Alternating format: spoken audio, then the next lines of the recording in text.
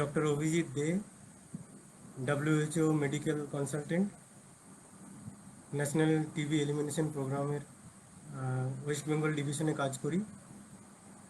Federation of United ডক্টরসের তরফ থেকে যে প্রায় 2 মাস ব্যাপী সিরিয়াল টক শো অ্যারেঞ্জ করা হয়েছে, তারই অংশ হিসাবে আজকে আমার টপিক হলো Covid সেরো survey and it's implication. মানে করোনা ভাইরাসের জন্য যে সেরোলজিক্যাল সার্ভে হচ্ছে বা হবে, সেটা কি জিনিস, কিভাবে হচ্ছে এবং তার প্র্যাকটিক্যাল উপযোগিতা কি, মানে সেটার ইন্টারপ্রিটেশন কি এবং কিভাবে সেটা ইউজ করা হচ্ছে, সেটা নিয়ে আমি কিছু কথা বলবো। এর আগে আপনারা অনেকগুলো টপিকস দেখেছেন, সেগুলো বেশিরভাগই হলো অনেক পিওর ডক্টরি, মানে ডাক্তারি এবং ক্লিনিক্যাল বা মেডিকেল পার্ট। আজকের পার্টটা অনেকটাই রিসার্চ, স্ট্যাটিস্টিক্স এই রিলেটেড অংশ। আশা করি আমার অচিকিৎসক বন্ধু যারা আছেন বা যারা লাইভে যোগ দেবেন তাদের জন্য এটা ইন্টারেস্টিং হবে। তো আমি প্রথমেই চলে যাই যে এই সেরো সার্ভেলেন্স এই বস্তুটা কি, এটার মানে কি। সেরো সার্ভেলেন্স দুটো দুটো শব্দ যোগ করে সেরো সার্ভেলেন্স, বুঝতেই পারছেন। সেরো মানে রিলেটেড টু সিরাম, ব্লাডের যে সিরাম থাকে সেই সিরাম। আর সার্ভেলেন্স বা সার্ভে মানে হলো collection of data for action or plan of action. তো সেরো সার্ভেলেন্স হলো collection of actually antibody against SARS-CoV-2, তার তথ্য পপুলেশন লেভেলে, বিভিন্ন পপুলেশন লেভেলে, এবং তার প্র্যাকটিক্যাল ইমপ্লিকেশন কি। এর আগে স্পিকাররা আপনাদের বলেছে যে কোভিডের জন্য বিভিন্ন রকমের টেস্ট হয়। তো তার মধ্যে ডায়াগনস্টিক টেস্টগুলো নিয়ে ডিটেলসে বলেছেন আমার আগের স্পিকাররা। ওনারা সেখানে মেনশনও করেছেন যে অ্যান্টিবডি টেস্টিংয়ের কথা, কিভাবে হয়, কি ব্যাপার। তো সেখানে ওনারা পরিষ্কার বলেছেন যে antibody test currently not recommended for diagnosis of Covid. তো এই অ্যান্টিবডি টেস্ট বেসিক্যালি সেরো সার্ভেতে ইউজ করা হয়। এটা ডায়াগনস্টিক ভ্যালু এই মুহূর্তে নেই, এখন রেকমেন্ডেড না, কিন্তু এটা সেরো সার্ভেতে ইউজ করা হয়। এই যে সেরো সার্ভেলেন্স ইন্ডিয়াতে চলছে বা সারা পৃথিবীতে বিভিন্ন দেশে যে সেরো সার্ভেলেন্স হচ্ছে বা হয়েছে, ইন্ডিয়ার যে সেরো সার্ভেটা, সেটা নিয়ে আমি একটু ডিটেলসে বলবো। তার মেথোডোলজি, রেজাল্ট, ইমপ্লিকেশন নিয়ে আমি ডিটেলসে বলবো। তো এই যে সেরো সার্ভেলেন্সটা ইন্ডিয়াতে হয়েছে বা আগামী দিনেও আরও কয়েকটা ফেজ হবে, সেটা বেসিক্যালি একটা serial cross sectional study. Cross sectional study মানে কি, মানে একটা স্ন্যাপশট, একটা সিঙ্গেল পয়েন্ট অফ টাইমে কি স্ট্যাটাস দেখে নেওয়া। মানে সিঙ্গেল পয়েন্ট অফ টাইমে কত পার্সেন্ট পপুলেশনের মধ্যে অ্যান্টি কোভিড অ্যান্টিবডি তৈরি হয়ে গেছে।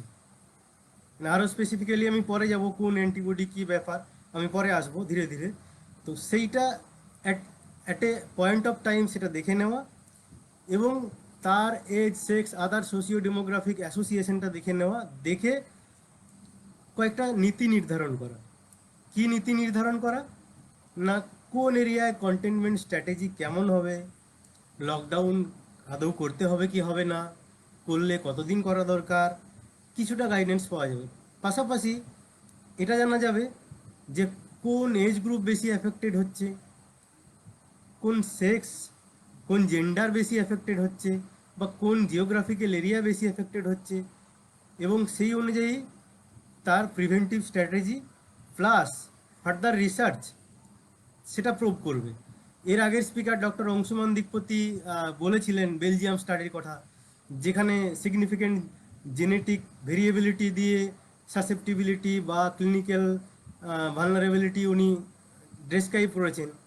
তো এই সেরো সার্ভেতে যদি এমন কোনো তথ্য ধরুন উঠে আসে যে পার্টিকুলার ইন্ডিয়ার পার্টিকুলার কোনো একটা রেস বা কোনো একটা পার্টিকুলার জিওগ্রাফিক্যাল কমিউনিটি বা পার্টিকুলার একটা এজ গ্রুপ বেশি এফেক্টেড হচ্ছে, তখন হয়তো সেই রিলেটেড কোনো স্টাডি করতে হবে যে পার্টিকুলার তাহলে ওই গ্রুপটার আর কি ফ্যাক্টর আছে যে কারণে এই অ্যাসোসিয়েশন। তো সেরো সার্ভে করার এটাও একটা উদ্দেশ্য। তো এখানে যেটা কি করা হয় না, এখানে যেটা করা হয় সেটা হলো আইজিজি অ্যান্টিবডি দেখা হয়। এর আগের স্পিকাররা আপনাদের বলেছে ডিটেলসে, বেসিক্যালি ইমিউনোগ্লোবিলিন জি ছাড়াও আরও দুটো টাইপের অ্যান্টিবডি তৈরি হয়, আইজিএম এবং আইজিএ। এই তিনটের মধ্যে বেসিক কয়েকটা পার্থক্য আছে। আইজিজিটা একটু পরে অ্যাপিয়ার করে, নর্মালি দেখা গেছে 2 সপ্তাহ পরে অ্যাপিয়ার করছে, এবং এটা লং লাস্টিং, মানে আপনার 1 মাস 2 মাস 3 মাস বা আরও বেশি থাকছে। আইজিএমটা তাড়াতাড়ি ডেভেলপ করছে, উইদিন উইক বা 7th ডেতে ডেভেলপ করছে, কিন্তু সেটা 2 সপ্তাহ থেকে 15 দিনের মধ্যে এটা সাবসাইড করে যাচ্ছে, মানে বিলো ডিটেকশন লেভেলে চলে যাচ্ছে। আর আইজি এটা কি হলো না, এটা একটা বেসিক্যালি মিউকোজালি অ্যান্টিবডি।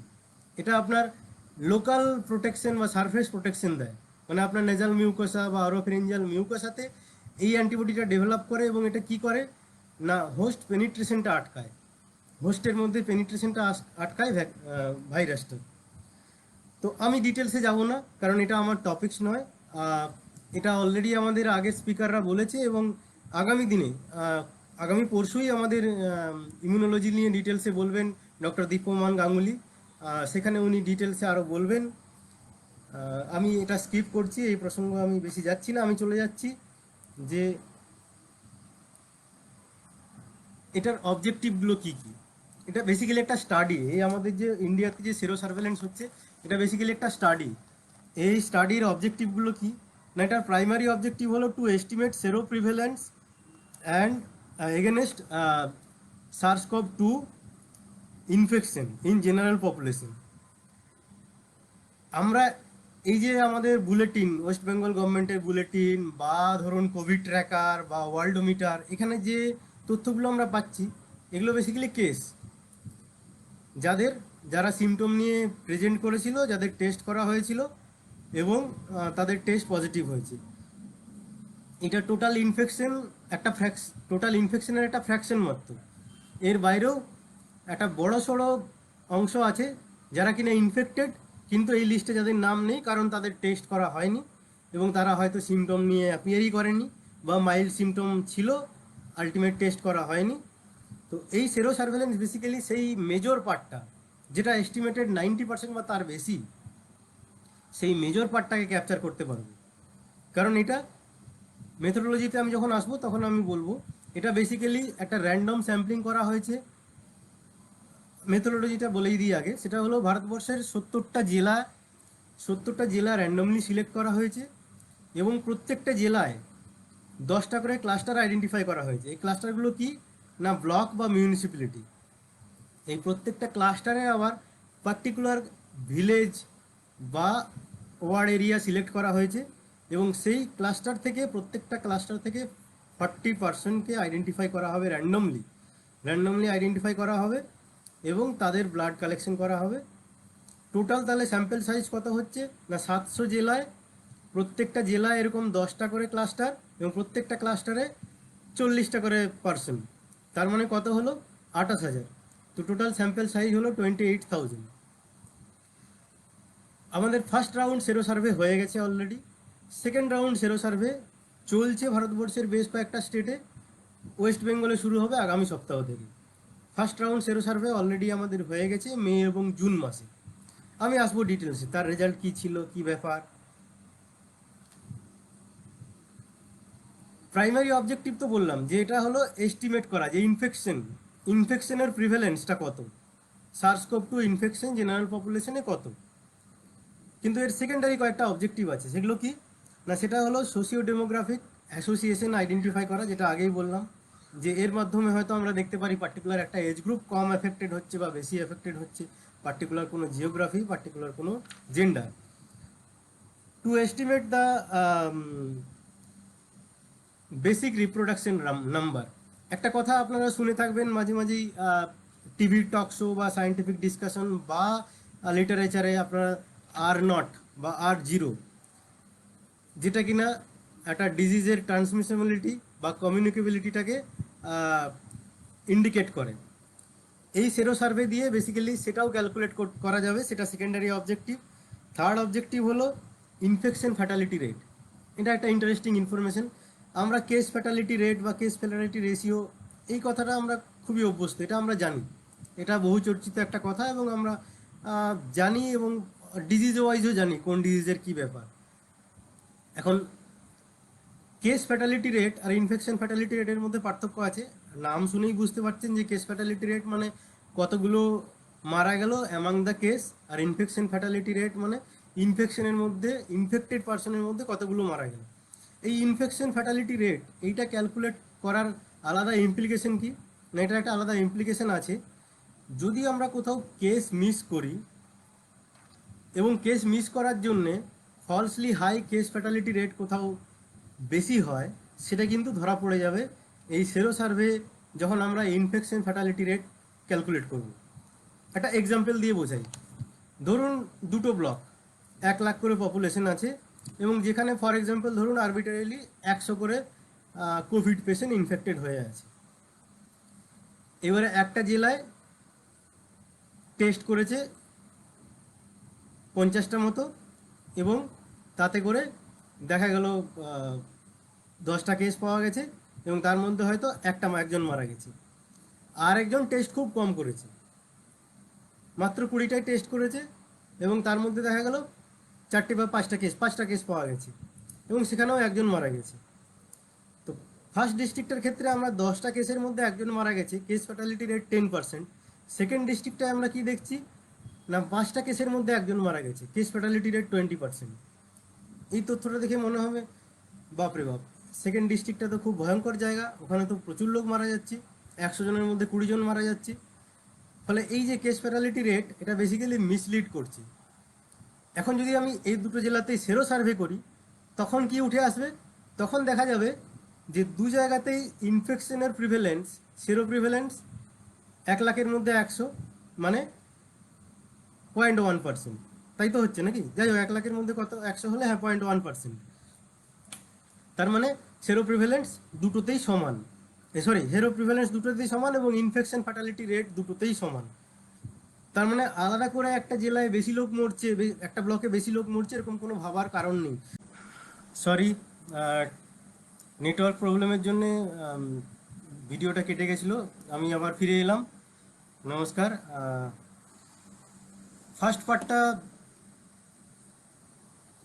জানি না আপনারা শুনতে পেয়েছেন কিনা ঠিকঠাক। যেটা আমি আলোচনা করেছি সেটা হলো কোভিড সেরো সার্ভে ইন্ডিয়াতে কোথায় হচ্ছে, কিভাবে হচ্ছে, কি টেস্ট করা হচ্ছে, তার অবজেক্টিভ কি, সেইগুলো নিয়ে আমি একটু সংক্ষেপে আলোচনা করেছি।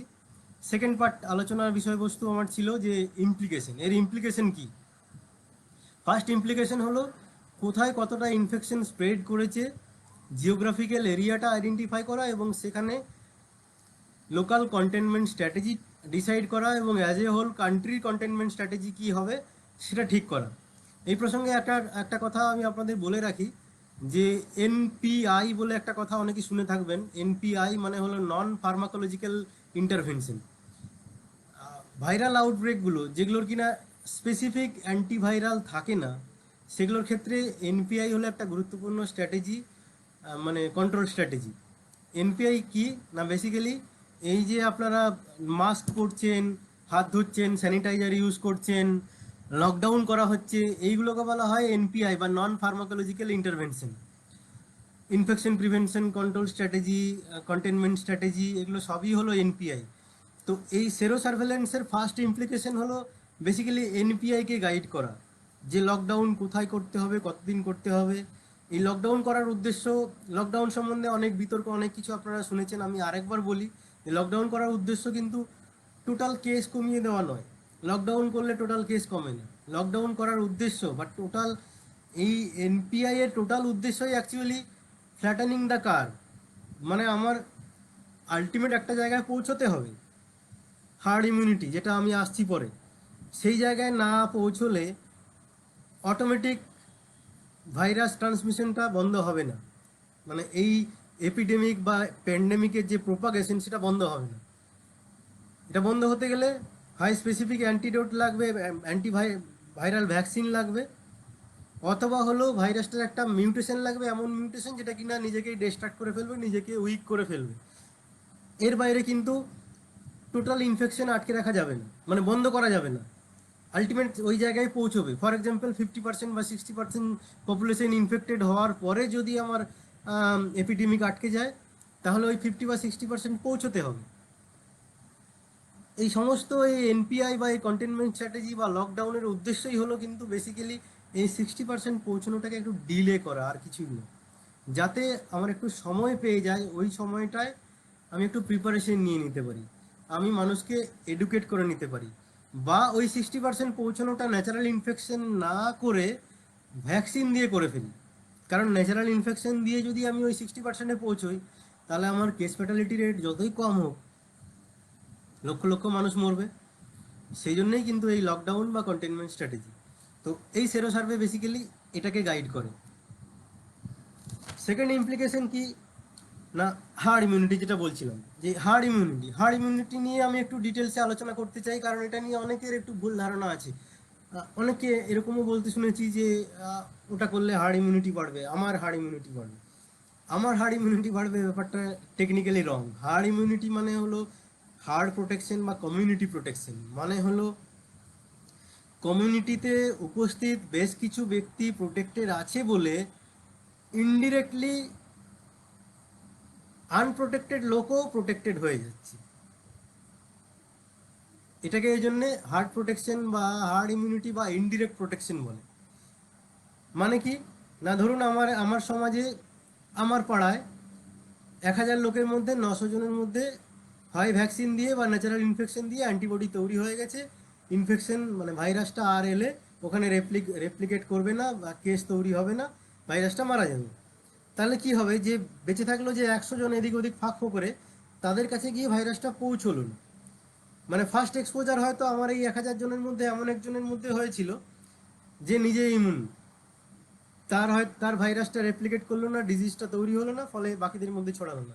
বা সে যদি ইনফেক্টেড হয়ও, সে সাসেপ্টেবল ছিল, তারপর থেকে আরও যাদের ছড়ালো তারা অলরেডি প্রোটেক্টেড, ফলে আর ফার্দার প্রোপাগেট করলো না। এই যে ব্যাপারটা, এইটাকে বলা হচ্ছে হার্ড প্রোটেকশন। আরও সোজাভাবে বলতে গেলে বলা যায়, ধরুন আপনি একটা 10টা মাটির হাঁড়ি নিয়ে বা 20টা মাটির হাঁড়ি নিয়ে ছাদের উপর উঠলেন, দিয়ে দূর থেকে একটা বাস্কেট বল ছুঁড়ে মারলেন। ঠিক আছে, 4-5টা বাস্কেট বল ছুঁড়ে মারলেন। তাহলে মাটির হাঁড়িগুলো যেখানেই বাস্কেট বল পড়লো সেগুলোই ভেঙে গেল, তারপরে বাস্কেট বল গড়িয়ে আরও যেখানে গেল সেটাও ভেঙে গেল। এখন আপনার ওই 20টা হাঁড়ির মধ্যে আপনি ধরুন 15টা হাঁড়ি একটা হেলমেট দিয়ে বা শক্ত কড়াই দিয়ে, অ্যালুমিনিয়ামের কড়াই দিয়ে ঢেকে দিলেন, এইবারে বাস্কেট বলগুলো ছুড়লেন। তাহলে কি হবে, তাহলে চান্স এরকম হওয়ার চান্সই বেশি যে 15টা সংখ্যায় যেহেতু বেশি আছে অনেকটাই, যে হাঁড়িটার মাথায় কিনা টিনের কড়াই আছে, বাস্কেট বলটা ওখানে পড়বে এবং ওখানে পড়ে ছিটকে বেরিয়ে যাবে। মাঝখানে ফাঁক ফোকরে দু একটা যে আনপ্রোটেক্টেড হাঁড়ি আছে সেইগুলোর মধ্যে বাস্কেট বল লাগবে না, ভাঙবে না। তো বেসিক্যালি এটাই হলো হার্ড প্রোটেকশন। তো এই সেরো সার্ভেতে এই হার্ড প্রোটেকশনটাও মানে জানা যায় যে কত পার্সেন্ট মানুষের প্রোটেকশন হয়েছে, মানে সেরো প্রিভ্যালেন্সটাই বেসিক্যালি হার্ড প্রোটেকশন। প্লাস আরেকটা জিনিস ক্যালকুলেট করা যায় যে কোন জায়গায় হার্ড ইমিউনিটিটা পৌঁছলে ভাইরাসের আউটব্রেকটা কমতে শুরু করবে। এটা নিয়ে কিন্তু অনেক কনফিউশন আছে, অনেক রকম ক্যালকুলেশন আছে, কিন্তু সবচেয়ে ইজি ক্যালকুলেশন যেটা সায়েন্টিস্টরা ফলো করে সেটা হলো, আগেই আমরা বলেছি যে এর একটা ইমপ্লিকেশন হলো বেসিক রিপ্রোডাক্টিভ নম্বর ক্যালকুলেট করা। আমার পরের পরের চ্যাপ্টারে আমি আলোচনা করব, মানে আজকেই আলোচনা করব বেসিক রিপ্রোডাক্টিভ নম্বর নিয়ে। তো আমি প্রথমে এখন হার্ড প্রোটেকশন বা হার্ড ইমিউনিটি কোন জায়গায় পৌঁছলে ইনফেকশনটা কমে যাবে, বা ভ্যাকসিন কত পার্সেন্ট মানুষকে দিতে হবে, হার্ড প্রোটেকশন ডেভেলপ করার টার্গেট নিয়ে দিতে হবে, সেইটা ঠিক করে একটা ক্যালকুলেশন দিয়ে, সিম্পল ক্যালকুলেশন দিয়ে। সেটা কি না, সেটা হলো আর নট, মানে ওই বেসিক রিপ্রোডাক্টিভ নম্বর যেটা বলছিলাম R0 বা আর নট, এই basic reproductive number -1 divided by আবার R0। কোভিডের ক্ষেত্রে আমরা জানি এর R0টা কান্ট্রি টু কান্ট্রি ভেরি করে, কারণ এটার অনেকগুলো, এটা যদিও একটা indigenous property of the virus, কিন্তু এটা ডিপেন্ড করে অনেকগুলো ফ্যাক্টরের উপরে, অনেকগুলো হোস্ট এবং এনভায়রনমেন্ট ফ্যাক্টরের উপর নির্ভর করে, ফলে কান্ট্রি টু কান্ট্রি ভ্যারি করে। সারা পৃথিবীতে এটার এখন এটার R0 বলা হচ্ছে 2.8। ইন্ডিয়াতে সামহাও এর R0 একটু কম দেখা যাচ্ছে ক্যালকুলেশন করে। সেটা হলো এটা 2 পয়েন্ট সামথিং, এবং এটা রেঞ্জ বলা হচ্ছে 1.5 to 2.5। তো আমি হিসেবে সুবিধার্থে 2 ধরে নিলাম। তার মানে আমি যদি দেখি এর R0 হলো 2, তাহলে আমার কত পার্সেন্ট মানুষের মধ্যে ইনফেকশনটা হয়ে ইমিউনিটিটা ডেভেলপ করলে বা ভ্যাকসিন দিয়ে কত পার্সেন্ট মানুষের অ্যান্টিবডি ডেভেলপ করলে এই আউটব্রেকটা বন্ধ হয়ে যাবে, সেটা কিভাবে ক্যালকুলেট করব? না, R0 - 1 / R0, মানে 2 - 1 / 2, মানে 2 - 1/2, মানে হলো 1/2, মানে হাফ, মানে 50%। এটা যদি এটার R0 যদি 3 হয় তাহলে কি হবে? 3 - 1 / 3, মানে 2/3, মানে 66.7, মানে 66.7% মানুষ ইনফেক্টেড হলে বা ভ্যাকসিন দিয়ে তার ইমিউনিটি ডেভেলপ করলে তবে এটার প্রোপাগেশনটা আটকে যাবে। এর বাইরেও মানে বিটুইন লাইন অনেকগুলো ফ্যাক্টর থাকে, কারণ এই ইমিউনিটি ডেভেলপ করার পরে কতক্ষণ সাস্টেন করছে, কত লেভেল পর্যন্ত অ্যান্টিবডি টাইটার উঠলে প্রোটেকশন দেয়, এগুলো অনেকগুলো ফ্যাক্টর থাকে। তো সেইগুলো আমার আজকে আলোচনার বিষয় না। আমাদের ইমিউনোলজি আগেই বলেছি, ইমিউনোলজি নিয়ে ডিটেলসে আলোচনা করার জন্য আমাদের একটা সেপারেট সেশনই রাখা আছে আগামী পরশু দিন রাত্রি 8টার সময়। চোখ রাখবেন, যারা ইন্টারেস্টেড তারা এইগুলো ডিটেলসে আলোচনা শুনতে পাবেন। তো মুদ্রা কথা হলো, যেটা বলতে চাইছিলাম, যে এই সেরো সার্ভেলেন্সের মাধ্যমে আমরা কিন্তু বেসিক রিপ্রোডাক্টিভ নাম্বার ক্যালকুলেট করতে পারবো, এবং তার মাধ্যমে আমরা হার্ট প্রোটেকশন কোন জায়গায় পৌঁছতে হবে সেটা আমরা জানতে পারবো, কোন জায়গায় আছে সেটা জানতে পারবো। মানে ইনডিরেক্টলি আমি থার্ড ইমপ্লিকেশনটা কি, না ভ্যাকসিন কভারেজ কতটা রাখতে হবে সেটা ডিসাইড করতে পারবো। সেটাও আবার একটা সিম্পল ম্যাথমেটিক্যাল ক্যালকুলেশন।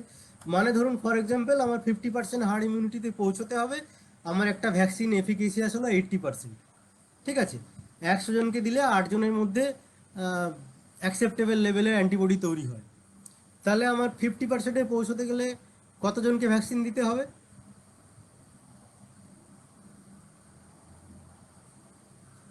মানে অ্যারাউন্ড 70 জন।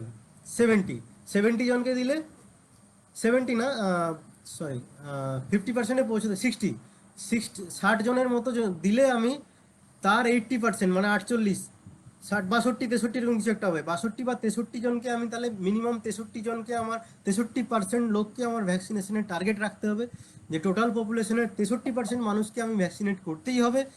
তাহলে তার 80% মানে হলো 50% মানুষের মধ্যে অ্যান্টিবডি ডেভেলপ করবে, তাহলে আমার এই ভাইরাসের যে প্রোপাগেশনটা, এপিডেমিক প্রোপাগেশনটা, সেটা আটকাতে পারবে। তো এই হলো আরেকটা ইমপ্লিকেশন। নেক্সট হলো ডিফারেন্ট স্ট্রেন বা মিউটেশন সম্বন্ধে একটা আইডিয়া পাওয়া যাবে। কীরকম? না, এটা যেহেতু আমি আগেই বলেছি, এটা একটা serial serial cross sectional survey. তো নর্মালি আমরা কি দেখছি, যে আমাদের ইনফেকশন কেস, মানে ডিটেক্টেড কেসটা ক্রমশ বেড়ে যাচ্ছে। একটা সময় আমাদের যখন মে-জুন মাসে ফার্স্ট সেরো সার্ভে হয়েছে, ফার্স্ট রাউন্ড 1, তখন আমরা দেখতাম প্রত্যেকদিন কেস হতো 20, 25, 30 হাজার। এখন আমরা দেখছি 75,000, 78,000। তার মানে আমরা আশা করতেই পারি, এক্সপেক্ট করতেই পারি, যদিও টেস্ট অনেক বেড়ে গেছে, কিন্তু আমরা আশা করতেই পারি বা ধরে নিতে পারি যে আমাদের এই মুহূর্তে ইনফেকশনটা অনেক বেশি হচ্ছে আগের তুলনায়। কিন্তু আমি যদি সেরো সেরোলজি টেস্ট করতে গিয়ে দেখি, বাট যে আমার আগের তুলনায় এটা সেই পরিমাণ বাড়েনি যতটা বাড়ার কথা। যেমন এখন আমরা আমরা এস্টিমেট করেছি, একটা জটিল ক্যালকুলেশনের মাধ্যমে আমরা এস্টিমেট করেছি এসব ডাবলিং টাইম দিয়ে, সেটা আমি এই মুহূর্তে বলছি না। সেটা দিয়ে আমরা একটা এস্টিমেট করে দেখেছি যে মে-জুন মাসে যত সেরো প্রিভ্যালেন্স ছিল তার অ্যাটলিস্ট এখন 4 গুণ হওয়া উচিত। তো এই 4 গুণ যদি হয় খুব ভালো কথা। 4 গুণের বেশি হলে তাহলে বুঝতে হবে যে আমরা আরও ইনফেকশন র্যাম্পেন্ট ছড়িয়েছে এবং আমরা টেস্ট করতে পারিনি সাফিসিয়েন্ট।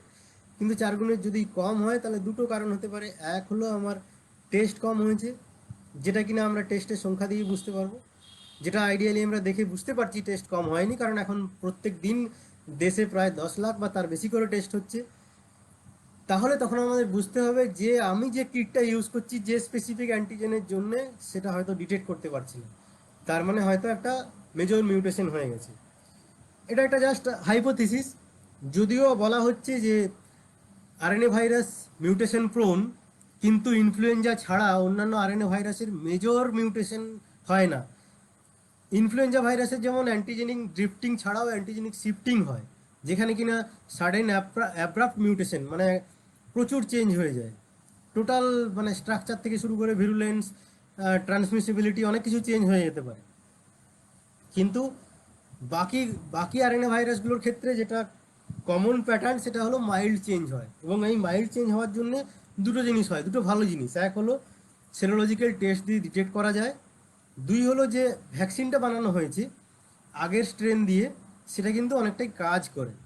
ফলে এই যে আমরা অনেক সময় অনেক আলোচনা শুনি যে আরএনএ ভাইরাসের ভ্যাকসিন কাজ করবে কি করবে না, ডেফিনেটলি চান্স আছে যে নাও করতে পারে। কিন্তু পাশাপাশি এইটার যেহেতু অ্যান্টিজেনিক শিফটিং টাইপের মেজর মিউটেশন হওয়ার চান্স কম সার্স-CoV-2 এর, সেই জন্যে এখন যে ভ্যাকসিনগুলো পাইপলাইনে আছে সেগুলো কিন্তু আগামী দিনেও কিছুটা হলেও কাজ করবে, এটা আন্দাজ করা যায়। তো আমি এই নিয়ে বেশি কিছু বলতে পারবো না, আমি এক্সপার্ট নই। আমাদের ইমিউনোলজির টপিকস ডিসকাশন যিনি করবেন, প্লাস আমাদের ভ্যাকসিন নিয়েও সেপারেট ডিসকাশন আছে, ওনারা আরও বেটার এগুলো বলতে পারবে। কি কি ভ্যাকসিন পাইপলাইনে আছে, কিভাবে তৈরি হচ্ছে, সেগুলো নিয়ে আমি আজকে আর বলছি না। পয়েন্ট যেটা ছিল সেটা হলো ভ্যাকসিনেশন প্রোগ্রামকেও গাইড করতে পারবে, মানে দুটোভাবে, কত ভ্যাকসিন লাগবে, কত পার্সেন্ট কভারেজ করতে হবে, প্লাস হলো ভ্যাকসিন ম্যানুফ্যাকচারিং ইন্ডাস্ট্রিকেও কিছুটা গাইড করতে পারবে, যে ভাইরাসের মধ্যে চেঞ্জ কীরকম রেটে হচ্ছে বা আদৌ চেঞ্জ হচ্ছে কিনা, তার সম্ভাবনা আছে কিনা, সেটার কিছুটা আভাস এই সেরো সার্ভে দিতে পারবে। নেক্সট হলো ডিউরেশন অফ প্রোটেকশন। এটা খুব গুরুত্বপূর্ণ বিষয়। আমরা জানি যে আইজিজি যে ডেভেলপ করে, এটা প্যাথোজেন টু প্যাথোজেন ভ্যারি করে, কতদিন থাকবে ব্লাডে। নানা মুনি নানা মত আছে, অলরেডি প্রচুর স্টাডি হয়েছে এবং প্রচুর স্টাডির মধ্যে বিভিন্ন রকমের মানে পারস্পরিক কন্ট্রাডিক্টরি মতামত আছে। আমি একটা স্টাডির কথা মেনশন করব, একটা মেটা অ্যানালিসিস যেটা চায়নাতে হয়েছে। সেটা বলছে যে এই আইজিজি লেভেল 2 সপ্তাহের পরে বাড়তে শুরু করে অ্যাভারেজ, এবং এটা 1 মাস পর্যন্ত ক্রমশ বাড়তেই থাকে। 1 মাসের পরে প্লেটু হয়ে যায় এবং তারপরে 2 থেকে 3 মাসের পর থেকে কিন্তু এটা কমতে শুরু করে। কিন্তু এই স্টাডি বলেনি যে এটা ডিটেক্টেবল লেভেলের নিচে কখন নেমে যায়, বা এটা এটা প্রোটেকশন আদৌ দেবে কি দেবে না, সেটা সম্বন্ধে কিছু কোনো কিন্তু মেনশন করেনি। তো এই প্রসঙ্গে আমি একটা কোশ্চেন অনেকে করেছিলেন এই ফোরামে, আমি দেখছিলাম যে অ্যান্টিবডি টেস্ট করার জন্য কেউ কেউ অফারও দিয়েছেন দেখছি, এখানে আমার সঙ্গে যোগাযোগ করুন অ্যান্টিবডি টেস্ট। তো বেসিক্যালি আমি এই জায়গায় বলবো যে আইসিএমআর, গভর্নমেন্ট অফ ইন্ডিয়া বা ডাব্লিউএইচও বা ইভেন সিডিসিও এই মুহূর্তে অ্যান্টিবডি টেস্টিং ফর ডায়াগনোসিস বা ফর, মানে এটা জানার জন্যে যে আমার আর মানে ভালনারেবিলিটি আছে কিনা, আমি প্রোটেক্টেড কিনা, সেটা জানার জন্য কিন্তু রেকমেন্ড করছে না। কারণ এই মুহূর্তে সেরকম কোনো কোনো স্টাডিই হয়নি লার্জ স্কেল যেটা কিনা বলতে পারবে যে আইজিজি এই লেভেলে থাকলে সেটা আর সার্স-CoV-2 আটকে আটকে দেবে, কখনোই হবে না। সেরকম স্টাডি এই মুহূর্তে হয়নি। বা সেটা কতদিন প্রোটেকশন দেবে, আমার আইজিজি লেভেল আজকে এই লেভেলে আছে, আমাকে 3 মাস পরেও প্রোটেকশন দেবে, 1 মাস পরেও দেবে, না 6 মাস পরেও দেবে, সেই নিয়ে কিন্তু এখনও কোনো নলেজ তৈরি হয়নি আমাদের। ফলে আমি আপনাদের একটা কথাই বলবো যে এই অ্যান্টিবডি টেস্ট, এটা কিন্তু এই মুহূর্তে ইন্ডিকেটেড ফর অনলি মেনলি দুটো পারপাস। একটা হলো সেরো সার্ভে গ্রুপ ওয়াইজ, মানে কমিউনিটিতে বা among health worker, among cancer patient, among any other high risk group, সেখানে। 2 নম্বর পারপাস হলো কনভালেসেন্ট প্লাজমা। এটা একটা মোড অফ থেরাপি, এটা বিভিন্ন আগের ডিজিজের ক্ষেত্রে আমরা ইউজ করেছি, ইবোলা, মারবার্গ, লাসা ফিভার, এগুলোর ক্ষেত্রে আমাদের ইউজ হয়েছে। এর বাইরেও অনেক ডিজিজের ক্ষেত্রে ইউজ হয়েছে, এই ধরনের ভাইরাল আউটব্রেকের ক্ষেত্রে ইউজ হয়েছে এবং সাকসেসফুল ইউজ হয়েছে। সেটা হলো বললাম যেগুলো ইবোলা টিবোলাতে ইউজ হয়েছে। তো কোভিডের ক্ষেত্রেও ইউজ হচ্ছে, যদিও সেটা ক্রিটিক্যাল কেসের, মানে সিভিয়ার হাইলি ক্রিটিক্যাল কেসের মধ্যেই সীমাবদ্ধ এবং বেসিক্যালি এখনও ট্রায়াল ফেজের মধ্যেই সীমাবদ্ধ। কমার্শিয়ালি অ্যাভেলেবেল প্লাজমা যে দোকানে কিনে ইউজ করে দিলাম, সেটা এখনও কিন্তু অ্যাভেলেবেল নয়। সেই জায়গায় কিন্তু একটা সেরো সার্ভেলেন্সের প্রয়োজনীয়তা আছে এই কারণে, না কতটা ডোজ লাগবে সেটা ক্যালকুলেট করার জন্য। মানে আমি যে মানুষটা, ধরুন আমার অ্যান্টিবডি আছে, আমার অ্যান্টিবডিটা কোনো একটা ক্রিটিক্যাল পেশেন্টকে দিতে চাই, তো কতটা ডোজে দেব সেইটা ঠিক করার জন্য, বেসিক্যালি ডোজ ঠিক করার জন্য এই সেরো সার্ভের দরকার হচ্ছে, আমার সেরো সার্ভেটা করার দরকার আছে, যে সেরোলজিক্যাল টেস্ট করার দরকার আছে। এছাড়াও আরেকটা ইমপ্লিকেশন আছে, যেটা খুব একটা স্টাডি নেই, রিসেন্টলি একটা স্টাডি দেখলাম, সেটা দাঁড়ান বলছি। সেটা হলো গিয়ে, হ্যাঁ সেটা হলো, এটাও একটা চায়নারই study, clinical and transitional immunology বলে একটা জার্নাল, সেখানে স্টাডি মে মাসে পাবলিকেশন হয়েছে। সেখানে ওরা হসপিটাল অ্যাডমিটেড পেশেন্টের মধ্যে সেরো সার্ভে করেছিল, সেরোলজিক্যাল টেস্ট করেছিল। ওরা সেখানে শুধু আইজিজি দেখেছে এরকম না, টোটাল অ্যান্টিবডি দেখেছে, আইজিএম আলাদা করে দেখেছে, আইজিজি দেখেছে, এবং সেখানে বেশ কয়েকটা ইন্টারেস্টিং ফাইন্ডিংস ওরা পেয়েছে। এবং সেটা হলো এই সেরো সার্ভে ফাইন্ডিংসগুলোকে ওরা প্রগনোস্টিক মার্কার হিসাবে ইউজ করেছে। মানে বেসিক্যালি থার্ড ইমপ্লিকেশন বা থার্ড ইউজ বলতে পারেন, সেটা হলো প্রগনোস্টিক মার্কার হিসাবে ইউজ করা। ফাইন্ডিংস কি বলেছে? ফাইন্ডিংস বলছে যে অ্যাডমিটেড পেশেন্টের ক্ষেত্রে সিরিয়াল আইজিজি এবং আইজিএম দেখার সময় যদি দেখা যায় যে আইজিএম বাড়তে বাড়তে হঠাৎ করে আইজিএম কমে গেছে, তাহলে বুঝতে হবে পেশেন্ট আরও ক্রিটিক্যাল হয়ে যাচ্ছে। আইজিজি বাড়তে বাড়তে গিয়ে আরজিজি কমে যাচ্ছে, হাইপোথিসিস ওনারা লিখেছেন যে এর কারণ হতে পারে যে ইমিউন সিস্টেম এতটাই হ্যাম্পার হয়েছে যে আইজিজি প্রোডাকশন বন্ধ হয়ে গেছে। মানে সেল মিডিয়েটেড যে ইমিউনিটি বা হিউমারাল ইমিউনিটি যে কাজ করছিল, যেটা আমাদের পুরনো আগের স্পিকাররা বলেছেন বা আগামী স্পিকাররা আরও ডিটেলসে বলবে, সেটাই কোনো কারণে ডিরেঞ্জ হয়ে গেছে, ফলে আইজিজি লেভেল হঠাৎ করে কমতে শুরু করেছে। আরেকটা ইন্টারেস্টিং ফাইন্ডিং, সেটা হলো আইজিএম লেভেলটা কিন্তু প্রচণ্ড পরিমাণে বাড়ছে যত ক্রিটিক্যাল হচ্ছে। ইভেন সবচেয়ে হায়েস্ট লেভেলের আইজিএম তাদেরই পাওয়া গেছে যারা কিনা মারা গেছে। তো এইরকম ইন্টারেস্টিং ফাইন্ডিংস পাওয়া গেছে। তো সেরো সার্ভের এটাও একটা ইমপ্লিকেশন। আমাদের দেশে এরকম কোনো স্টাডি আমার জানা নেই হচ্ছে কিনা, তবে ডেফিনেটলি এরকম কোনো স্টাডি আমরা করতেই পারি, করা উচিত, যাতে যাতে করে আমরা আরও বেশি করে আমরা পেশেন্টকে রেগুলেট করতে পারি, মনিটরিং করতে পারি। আচ্ছা, এর বাইরে হলো আরেকটা বিষয় নিয়ে আমি বলতে চাই, যেটা হলো বেসিক রিপ্রোডাকশন নম্বর। এটা তো বললাম ক্যালকুলেট করা হয় একটা কঠিন ফর্মুলা নিয়ে, যেটা আমি নিজেও খুব একটা বুঝি না, আমি এখানে আলোচনাও করতে চাই না, কিন্তু যেটা প্র্যাকটিক্যালি আরও গুরুত্বপূর্ণ। একটা কথাই বলি, সেটা হলো আর জিরোটা কিন্তু বেসিক্যালি আইডিয়াল কন্ডিশনে। আর জিরোটা কি না, একটা প্যাথোজেন আইডিয়াল কন্ডিশনে, যেখানে কিনা সমস্ত মানুষ সাসেপ্টেবল, সমস্ত হোস্ট সাসেপ্টেবল, সেই অবস্থায় একজন আর কজন পেশেন্ট তৈরি করতে পারে, একজন থেকে আরও কজন পেশেন্ট তৈরি হতে পারে, সেই সংখ্যাটা। কোভিডের ক্ষেত্রে আমি যেটা বললাম, ইন্ডিয়াতে 1.5 থেকে 2.5, মানে হলো 2 ধরুন, মানে ইন্ডিয়ার ক্ষেত্রে আর জিরোটা যদি 2 হয়, তার মানে একটা কোভিড পেশেন্ট দুটো কোভিড পেশেন্ট তৈরি করে যাবে। কিন্তু এটার একটা ফ্যালাসি আছে, এটা হলো আইডিয়াল কন্ডিশনে, মানে হলো যারা যারা আছে সারাউন্ডিংসে তারা সবাইকে সাসেপ্টেবল হতে হবে, কিন্তু প্র্যাকটিক্যালি তো সেটা হয় না। প্র্যাকটিক্যালি তো ক্রমশ মানে প্রোটেক্টেড মানে মানুষের সংখ্যা বাড়বে, সে প্রোটেকশন লেভেল যাই হোক, ডিউরেশন যাই হোক, কিন্তু কিছু পরিমাণ বাড়বে, প্লাস পপুলেশনের মুভমেন্ট আছে, কিছু আনপ্রোটেক্টেড মানুষ ভেতরে ঢুকে যাবে সেই কোহোর্টের মধ্যে, কিছু প্রোটেক্টেড মানুষ সেই কোহোর্টের বাইরে চলে যাবে, ফলে আর জিরোটা প্র্যাকটিক্যালি সেই অর্থে মানে ইমপ্লিমেন্ট করা যায় না। সেখানে আমাদের আরেকটা ইন্ডিকেটর ইয়ে করতে হয়, সেটা হলো ক্যাপিটাল আর, বা বলা হচ্ছে দাঁড়ান, ওটার নাম হলো ইফেক্টিভ রিপ্রোডাক্টিভ নম্বর। ইফেক্টিভ রিপ্রোডাক্টিভ নম্বর বা ক্যাপিটাল আর, এটা ক্যালকুলেট করা হয় কিভাবে না, আর জিরো ইন্টু এক্স। এক্স মানে কি না হলো ওই সময় ওই কোহোর্টের মধ্যে পার্সেন্টেজ অফ ভালনারেবল পপুলেশন।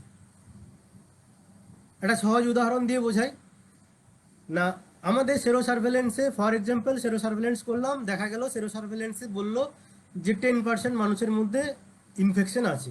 ইন্ডিয়াতে সেরো সার্ভেলেন্সের findings for example 10%, actual figure আমি পরে আসছি। 10%-এর ইনফেকশন হয়েছে, অ্যান্টিবডি ডিটেক্টেড হয়েছে। আবার আমরা এদিকে জানি R02, কিন্তু ইফেক্টিভ R0 তাহলে কত হবে না? এই 10% যদি আমার অ্যান্টিবডি আছে, তাহলে ভালনারেবল পপুলেশন কত? 90%। 90%, তাহলে ইফেক্টিভ রিপ্রোডাক্টিভ নম্বর বা ক্যাপিটাল আর, শুধু আর, সেটা কত হবে না? সেটা হবে আপনার 90% ইন্টু 10, সরি 90% ইন্টু 2। 2 যেহেতু R02 এবং 90% পপুলেশন হলো ভালনারেবল, তাহলে 1.8। ঠিক আছে, তো এইটার গুরুত্ব কি? এই ইফেক্টিভ রিপ্রোডাক্টিভ নাম্বার এই ক্যালকুলেট করব কেন না? এইটা আমি ক্যালকুলেট করব প্রেডিক্ট করার জন্য যে কখন আউটব্রেকটা কমতে শুরু করবে। আউটব্রেকটা এখন বাড়ছে, কার্ভটা রাইজ করছে, এটা কখন কমবে না? যখন এই ইফেক্টিভ রিপ্রোডাকশন নম্বর বা আর যখন লেস দেন 1 হয়ে যাবে, তখন কিন্তু আউটব্রেকটা কমতে শুরু করবে। তাহলে এই মুহূর্তে আমাদের, আমি এইবার অ্যাকচুয়াল ফিগারে আসি।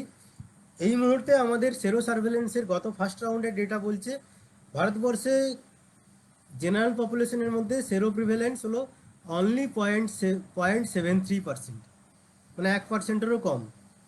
এখন আমরা আন্দাজ করছি সেটা আরও 4 গুণ বেশি হবে বা 5 গুণ বেশি হবে, মানে ম্যাক্সিমাম 3 বা 4% আমরা আন্দাজ করছি। সেটা বেড়ে গিয়ে ম্যাক্সিমাম 5 থেকে 10% হবে। তাহলে আমার R0 যদি আমি কম করেও ধরি, আমার ওয়েস্ট বেঙ্গল বা পার্টিকুলার কোনো একটা জিওগ্রাফিতে আমি R0 যদি কম করে 1.5ও ধরি, তা সত্ত্বেও আমি দেখব আমার এখনও সাসেপ্টিবল পপুলেশন আছে 90%। তার মানে 1.5 ইন্টু 90%, তার মানে কত না 1.35। তার মানে এখনও গ্রেটার দেন 1 আছে, তার মানে এখনও কিন্তু বেড়ে যাবে। এই যে অনেক রকম গাঁজাখুরি গল্প শুনছেন, অমুক দিনের পর থেকে কমতে শুরু করবে, অমুক শুভ তিথির পর থেকে কমতে শুরু করবে, বেসিক্যালি এগুলো গাঁজাখুরি। ঠিক আছে, সায়েন্টিফিক্যালি ক্যালকুলেট যদি আমরা করি, এই ইফেক্টিভ আর যখন লেস দেন 1 হবে, তখন কিন্তু এটা কমবে। এবং যেটার সম্ভাবনা আন্দাজ করতে পারি, এক্স্যাক্টলি বলা সম্ভব নয়, কারণ অনেক ফ্যাক্টর কাজ করে। অনেক environmental factor, mutation, host factor, প্যাথোজেনের ফ্যাক্টর, অনেক কাজ করে। ঠিক আছে, কারণ ইফেক্টিভ R0টা আর ইফেক্টিভ আরটা যে কোনো সময় আপনার চেঞ্জ হতে পারে। তো তা সত্ত্বেও আমরা একটা প্রেডিক্ট করতে পারি, আগামী মিনিমাম 6 মাস হয়তো এটা বেড়ে যাবে, তারপরে হয়তো কমবে। ফলে আমাদের কিন্তু planning, programme, preparation, mental preparation সেইভাবেই করতে হবে। তো সেরো সার্ভের এটা একটা গুরুত্বপূর্ণ ইমপ্লিকেশন। নেক্সট হলো কোশ্চেন যে সেরো সার্ভেলেন্স কি শুধু এই কোভিডের ক্ষেত্রেই আমরা করেছি, বা এটা কি নতুন? না, আমরা আগেই বললাম যে সেরো সার্ভেলেন্স আমরা ট্রিটমেন্ট পারপাস কনভালেসেন্ট প্লাজমা দেওয়ার জন্য আমরা ইবোলা, মারবার্গের করেছি। পাশাপাশি আমাদের ইন্ডিয়াতেও সেরো সার্ভেলেন্স অন্যান্য অনেক ডিজিজের হয়েছে। তার মধ্যে মানে খুব রিসেন্টলি যেগুলো বলার মতো, সেগুলো rubella সেরো surveillance among pregnant women, সেটা 2017 সালে হয়েছে। এবং পোলিওর সেরো সার্ভেলেন্স হয়েছে 2013 থেকে 15 সালে। এবং এগুলোর একটা গুরুত্বপূর্ণ implication immunisation programme, national immunisation প্রোগ্রামে এর গুরুত্বপূর্ণ ইমপ্লিকেশন করা হয়েছে এই সেরো সার্ভের ফাইন্ডিংসের উপরে।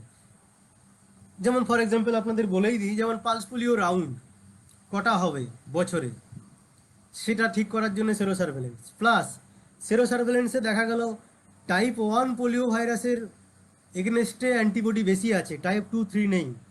তাহলে ট্রাইভ্যালেন্ট পোলিও ভ্যাকসিন কেন আমি শুধু শুধু প্রকিউর করে খরচা করব?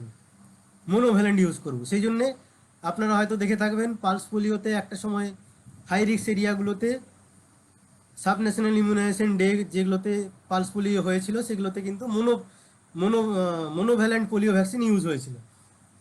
তার মানে সেরো সার্ভেলেন্স কিন্তু অনেক ডিজিজের জন্যই হচ্ছে বা হয়, বেসিক্যালি প্রোগ্রামকে গাইড করার জন্য, ইনক্লুডিং ভ্যাকসিনেশন প্রোগ্রাম। নেক্সট হলো এই যে R0টা বললাম, এই R0 মানে কত কত মানুষকে ইনফেকশন দিচ্ছে, বা পাওয়ার অফ ট্রান্সমিসিবিলিটি, একটা ডিজিজের কতজনকে রোগটা ছড়িয়ে দেওয়ার ক্ষমতা। এইটা কি এই 2, 3, 2.5 যাই বা বললাম, এটা কি কম না বেশি? একটা তুল্যমূল্য বিচার করলে আপনাদের কাছে ব্যাপারটা ক্লিয়ার হবে। এটা বেসিক্যালি কয়েকটা ডিজিজের কম বেশি বলার মতো জায়গায় আমি নেই, কিন্তু কয়েকটা ডিজিজের ফিগার বললে আপনারা নিজেরাই বুঝতে পারবেন যেটা কম না বেশি। তা মিজিলসের 8-0 হচ্ছে 15। স্মল পক্স গুটি বসন্ত যেটা এই মুহূর্তে ইরাডিকেটেড হয়ে গেছে, তার 8-0 ছিল 4.8।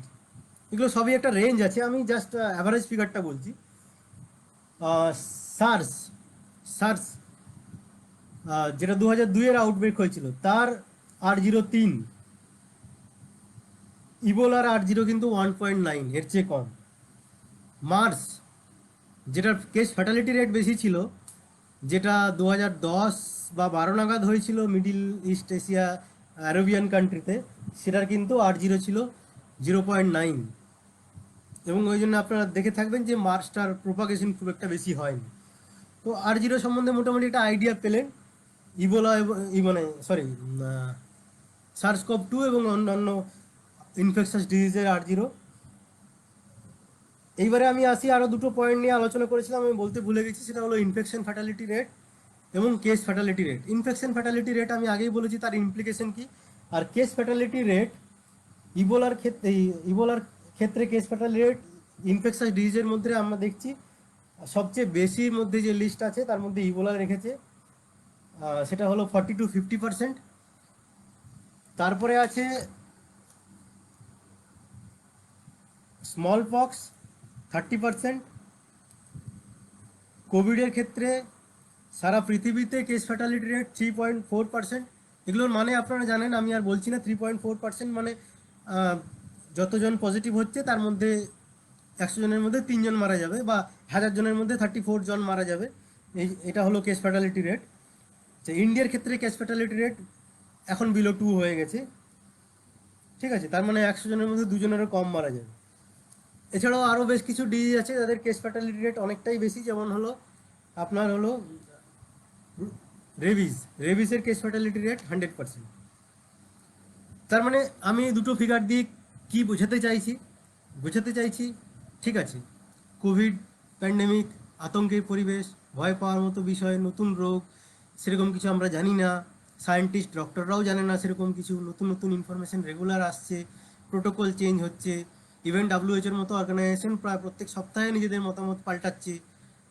সত্যিই ভয়ের পরিবেশ, কিন্তু তা সত্ত্বেও বলবো এক্সিস্টিং যে তথ্য আছে সেই তথ্য দিয়ে আমরা বলতে পারি যে অযথা আতঙ্কিত হওয়ার মতো এমন কিছুই না। আরেকটা রোগের কথা না বললেই নয়, সেটা হলো টিউবারকুলোসিস। আমাদের এখন কোভিড কত হচ্ছে, টিউবারকুলোসিস নিয়ে ডিটেলসে আমাদের চ্যাপ্টার আছে পরবর্তীকালে, তখন ডিটেলসে বলা হবে পরিসংখ্যান এবং অন্যান্য বিষয়গুলো। আজকে একটা বিষয়ে ছুঁয়ে যাব। টিউবারকুলোসিস, প্রত্যেক দিন ভারতবর্ষে 1300 মানুষ টিবিতে মারা যায়। ক্যালকুলেট করলে দেখা যায় মিনিটে একজন মারা যায়।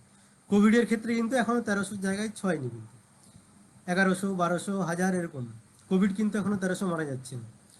টিবিতে প্রত্যেক দিন 1300 মানুষ মারা যায়, এবং সেটা গত 10 বছর ধরে হয়ে যাচ্ছে। ভারতবর্ষে প্রত্যেক বছর 4.5 লক্ষ মানুষ মারা যায়। টিবির কেস ফ্যাটালিটি রেট কীরকম?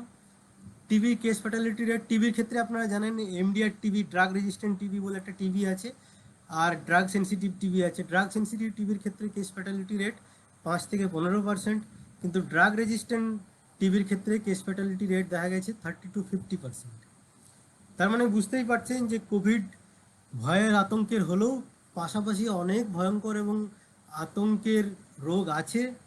ফলে আমাদের অযথা আতঙ্কিত হয়ে অন্যান্য রোগকে নেগলেক্ট করলে হবে না। For example dengue, Covid Covid করতে গিয়ে আপনার আশেপাশে জল জমে গেল, ডেঙ্গুর মশা আপনাকে কামড়ে দিল, ডেঙ্গু হলো, মারা গেলেন। কোভিড থেকে বাঁচলেন মাস্ক পরে, স্যানিটাইজার নিয়ে, আলটিমেট লাভ হলো না। তো আমার টোটাল বক্তব্য হলো এটাই, যে কোভিড নিয়ে সায়েন্টিফিক নলেজ আমরা জানবো, সায়েন্টিফিক্যালি ডিল করব, যা যা প্রিকশন রেকমেন্ডেড সেটা নেব, কিন্তু অযথা আতঙ্কিত হয়ে নিজের সিমটম চেপে রাখলাম, বা কোভিড নিয়ে আতঙ্কিত হয়ে গিয়ে বেসিক অন্যান্য স্বাস্থ্য সম্বন্ধে যে কাজগুলো সেগুলো করলাম না, বা মানুষকে হেল্প করলাম না কোভিডের ভয়ে, ঠিক আছে। সে আমার এই বক্তব্যটা মেনলি অনেক হেলথ ওয়ার্কারের ক্ষেত্রে। অনেক সময় আমরা অভিযোগ শুনি যে সাসপেক্টেড কোভিড পেশেন্ট বা confirm Covid patient proper care পাচ্ছে না, নেগলিজেন্স বিহেভিয়ার বা ডিলেড ট্রিটমেন্ট, সেটা আমি এই জন্যই রিকোয়েস্ট করব যে কোভিড ভয় পাওয়ার মতো রোগ এতটা নয়। এটাকে সায়েন্টিফিক্যালি আমরা ডিল করতেই পারি বেসিক প্রিকশন নিয়ে, কারণ এটার কেস ফ্যাটালিটি রেটও ভয়ঙ্কর লেভেলে নয়, এটার ইনফেকশাসনেসটাও আর জিরোটাও বেশ বিরাট ভয়ঙ্কর লেভেলের নয়।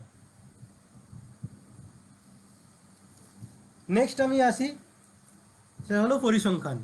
আমাদের কোভিড সেরো সার্ভের পরিসংখ্যান আপনাদের একটু আমি দিতে চাই।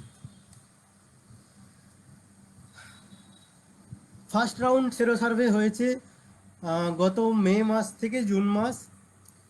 বেশ কয়েকটা ইন্টারেস্টিং ফাইন্ডিংস আছে। একটা ফাইন্ডিংস অলরেডি আমি বলেছি, সেটা হলো ওভারঅল জেনারেল পপুলেশনের মধ্যে সেরো প্রিভ্যালেন্স হলো 0.73% অনলি, লেস দেন 1%। কিন্তু zone wise সেরো prevalence highly variable. কীরকম না, কলকাতার টোটাল সেরো প্রিভ্যালেন্স দেখা গেছে 14.39%, আবার জোন ওয়াইজ এটা ভ্যারি করছে, আপ টু 30%ও আছে। Delhi Mumbai as a whole এই দুটো সিটি সেরো প্রিভ্যালেন্স 20 থেকে 30%। পুনে সামহাও প্রচুর কেস নেই পুনেতে, মানে সেই অর্থে বিরাট কেস নেই, কারণ অন্যান্য জায়গায় মুম্বাইয়ের আরও মানে মহারাষ্ট্রের আরও অন্যান্য জায়গায় পুনের ইকুইভ্যালেন্ট বা তার চেয়ে বেশি কেস আছে। কিন্তু দেখা যাচ্ছে পুনের সেরো সার্ভেলেন্স কান্ট্রির মধ্যে ওয়ান অফ দ্য হাইয়েস্ট, মোর দেন 50%। মে জুনের ডেটা এটা, তার মানে এখন সেরো প্রিভ্যালেন্স হয়তো আরও উপরে উঠে গেছে। এইবারে আমি আসি আরও কয়েকটা ইন্টারেস্টিং ফ্যাক্টস অ্যান্ড ফিগারে। সেটা কি না, এই সেরো সার্ভে ফাইন্ডিংস বলছে যে রুরাল এরিয়াতে সেরো প্রিভ্যালেন্স সবচেয়ে কম, মানে ইনফেকশন সবচেয়ে কম হয়েছে। দ্যাট ইজ অবভিয়াস, কেন হয়েছে আপনারা সবাই জানেন, বা পপুলেশন কম, স্পার্স পপুলেশন, ইন্টারন্যাশনাল ট্রাভেল বা অন্যান্য ট্রাভেল কম, স্লাম এরিয়া নেই মানুষের মধ্যে, একটা জায়গা থেকে একটা জায়গায় রোগ ছড়ানোর স্কোপ কম, ঠিক আছে। ফলে রুরাল এরিয়া দেখা যাচ্ছে এর সেরো প্রিভ্যালেন্স সবচেয়ে কম। এবং এই স্টাডি বলছে যে risk of having infection in urban area is 1.09 Times in comparison two urban area. মানে কি না, মানে হলো রুরাল এরিয়া থেকে মিউনিসিপ্যাল এরিয়ার মানুষেরা 9% বেশি ইনফেক্টেড হয়েছে বা ইনফেকশন হওয়ার চান্স আছে। আবার আরবান স্লামের ক্ষেত্রে এই ফিগারটা হলো 1.98 1.89, মানে হলো 89% এক্সট্রা রিস্ক, প্রায় দ্বিগুণ বেশি রিস্ক যারা কিনা আরবান স্লামে থাকে তাদের ইনফেক্টেড হওয়ার। এইবারে আমি আসি কয়েকটা ডিস্ট্রিক্ট ওয়াইজ ফিগারে। প্রত্যেকটা ডিস্ট্রিক্ট আমি বলছি না, ওয়েস্ট বেঙ্গলে 6টা ডিস্ট্রিক্টে হয়েছিল, আবার সেই 6টা ডিস্ট্রিক্টেই হবে। সেই 6টা ডিস্ট্রিক্টের নাম আমি বলে দিই আপনাদের জ্ঞাতার্থে। সেটা হলো আলিপুরদুয়ার, বাঁকুড়া, পূর্ব মেদিনীপুর, সাউথ চব্বিশ পরগনা, কলকাতা, ঝাড়গ্রাম। এই 6টা জেলায় হয়েছিল। কম্পেয়ারেবিলিটি মেনটেন করার জন্যে আবার এই 6টা জেলাতেই সেকেন্ড রাউন্ড হবে, এবং এই 6টা জেলার মধ্যেও কিন্তু ইন্টার ডিস্ট্রিক্ট অনেক ভেরিয়েবিলিটি আছে। আমি কলকাতারটা আগেই বলেছি, 14.39, প্রায় 15%-এর কাছাকাছি সেরো প্রিভ্যালেন্স ছিল। কিন্তু ঝাড়গ্রাম এবং বাঁকুড়ায় সেরো প্রিভ্যালেন্স সবচেয়ে কম পাওয়া গেছে। সেরো প্রিভ্যালেন্স ছিল 0.25%। আলিপুরদুয়ার 1% ছিল, সাউথ চব্বিশ পরগনা 2-এর কিছু বেশি ছিল। তো এই হলো মোটামুটি পরিসংখ্যান। আর একটা স্ট্যাটিস্টিক্স আমি দিতে ভুলে গেছি সেরো সার্ভের প্রিভ্যালেন্স, যেটা হলো আমাদের ইন্ডিয়ার সেরো সার্ভেলেন্স তো যেটা হচ্ছে সেটা বললাম, এর বাইরে অন্যান্য দেশের সেরো সার্ভেলেন্স তার স্ট্যাটিস্টিক অনেক রকম আছে। যেমন ফর এক্সাম্পল সুইজারল্যান্ডে সেরো সার্ভেলেন্স পাওয়া গেছে 24%, ইতালিতে পাওয়া গেছে 32%। এরকম কান্ট্রি ওয়াইজ অনেক কিছু আছে, যেটা এই মুহূর্তে এত কিছু আপনাদের ইন্টারেস্টিং লাগবে না বা জেনে খুব একটা লাভ নেই। কিন্তু যেটা ইন্টারেস্টিং লাগতে পারে ভেবে আমি এটা লিখে রেখেছি, সেটা হলো একটা গত পরশু দিন, না পরশু না, 26 তারিখ, 26শে আগস্ট একটা পাবলিকেশন হয়েছে, ইটালির পাবলিকেশন। এটা ইন্টারেস্টিং ফাইন্ডিংস দিয়েছে, clinical chemistry and laboratory medicine এই জার্নালের একটা পাবলিকেশন। এইখানে বলছে এখানে ওরা হসপিটাল অ্যাডমিটেড পেশেন্টের সেরো সার্ভে করেছে। সেরো সার্ভে করে ওরা দেখেছে কি না, যারা severe, moderate two severe symptom নিয়ে অ্যাপিয়ার করেছিল, এখানে শুধু আইজিজি ওরা দেখেছিল এবং আইজিজি এবং টোটাল অ্যান্টিবডিও দেখেছিল। সেখানে ওরা দেখেছিল যে টোটাল অ্যান্টিবডি পাওয়া গেছে, যাদের মডারেট টু সিভিয়ার ইনফেকশন ছিল তাদের 100% পাওয়া গেছে। কিন্তু যারা মাইল্ড সিমটম নিয়ে প্রেজেন্ট করেছিল, যাদেরকে আউটডোর বেসিস চিকিৎসা করা হয়েছিল বা কয়েকদিন ভর্তি রেখে ছেড়ে দেওয়া হয়েছিল, তাদের ক্ষেত্রে কিন্তু অ্যান্টিবডি অনলি 83% পাওয়া গেছে। তার চেয়েও মজার হলো, যারা অ্যাসিমটোমেটিক, যাদেরকে হোম কোয়ারেন্টাইনে পাঠিয়ে দেওয়া হয়েছিল, হোম আইসোলেশনে, তাদের ক্ষেত্রে সেরো প্রিভ্যালেন্স 58%। মানে খুবই ইন্টারেস্টিং, পাশাপাশি হলো খুবই ঝামেলার ফাইন্ডিংস। ইনফেকশন কনফার্ম, কিন্তু অ্যান্টিবডি মানে প্রপার মেথোডোলজি ফলো করেই টেস্ট করা হয়েছে, মানে আফটার 2 উইক্সই সবগুলো টেস্ট করা হয়েছে। তা সত্ত্বেও 58% অ্যাসিমটোমেটিক পেশেন্টের মাত্র তারা আইজিজি ডিটেক্ট করতে পেরেছে।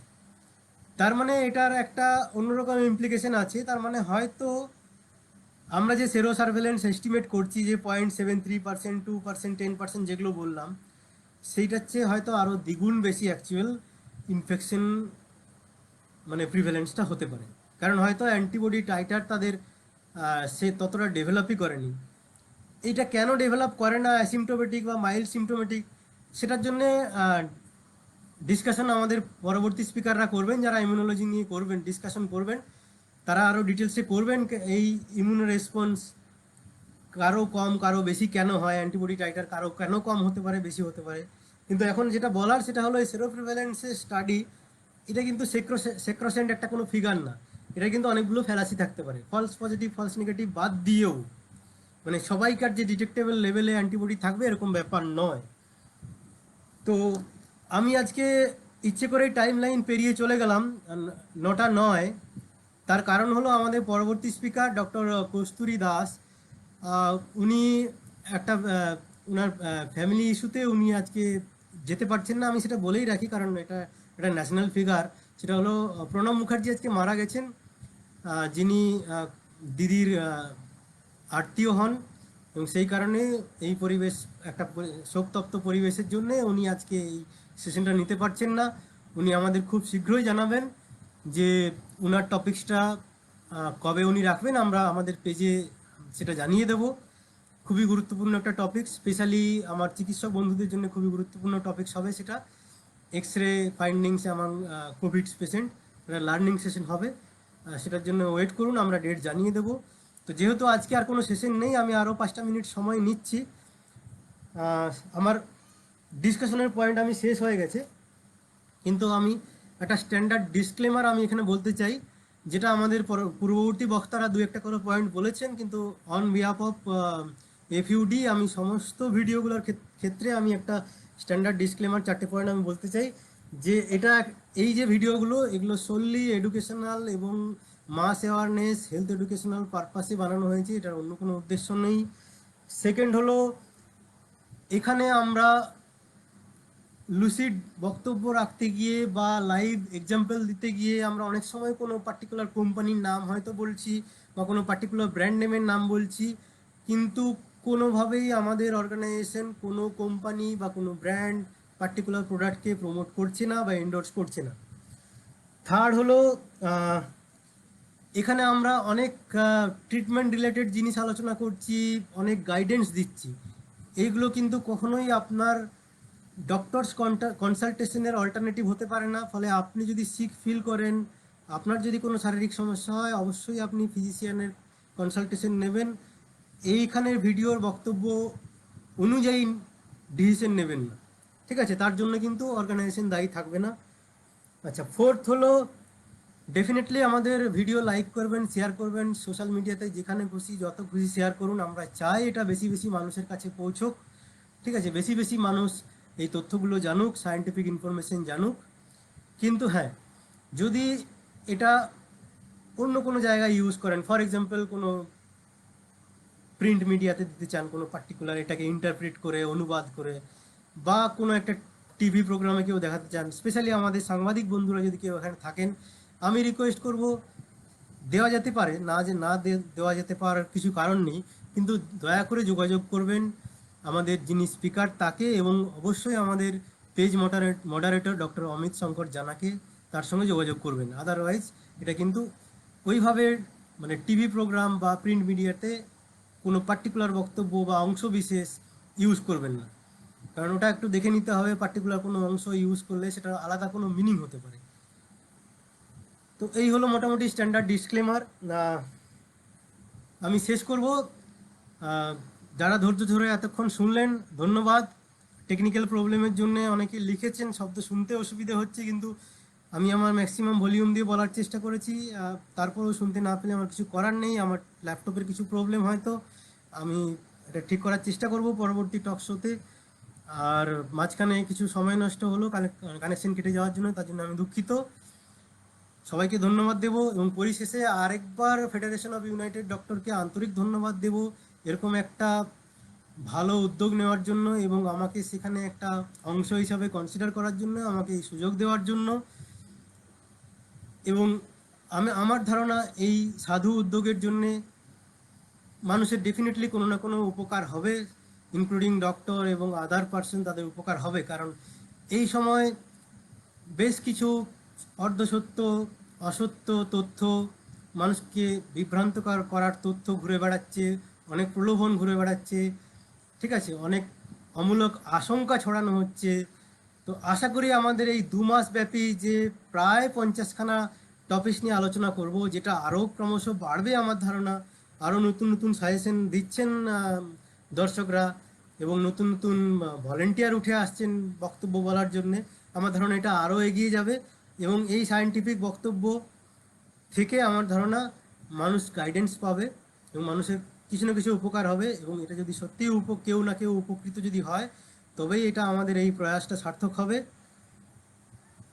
ফাইনালি সবাই ভালো থাকবেন, সুস্থ থাকবেন। We shall overcome. Good night. হ্যাঁ, একটা কথা বলতে ভুলে গেছি, সেটা হলো কমেন্ট সেকশনটা আমি বলার সময় দেখতে পাইনি, আমি পরে দেখে নেবো। কোনো কোশ্চেন থাকলে আমি তার অ্যান্সার দেওয়ার চেষ্টা করব। এখানে যা যা বক্তব্য বলা হলো তার মধ্যে কিছু ধরুন ইনফরমেশন, তথ্য সাইট করতে চাইছেন, লাইভ ভিডিও তো সাইটেবল রেফারেন্স হতে পারে না। আপনাদের যদি সাইটেবল রেফারেন্সটা দরকার হয়, যে এটা আপনি কোন জার্নাল থেকে পেয়েছেন, বা এই যে এত পার্সেন্ট বলছেন এটা কোত্থেকে পেয়েছেন, আপনারা রিকোয়েস্ট করতেই পারেন। এটা আমার নৈতিক দায়িত্বের মধ্যে পড়ে যে এটার আমি সোর্সটা দেওয়া। ডেফিনেটলি আমি এটা দেওয়ার চেষ্টা করব। ঠিক আছে, আপনাদের মেসেজ যদি আমার চোখে আসে, আমি অবশ্যই তার উত্তর দেওয়ার চেষ্টা করব। ধন্যবাদ, ভালো থাকবেন, নমস্কার।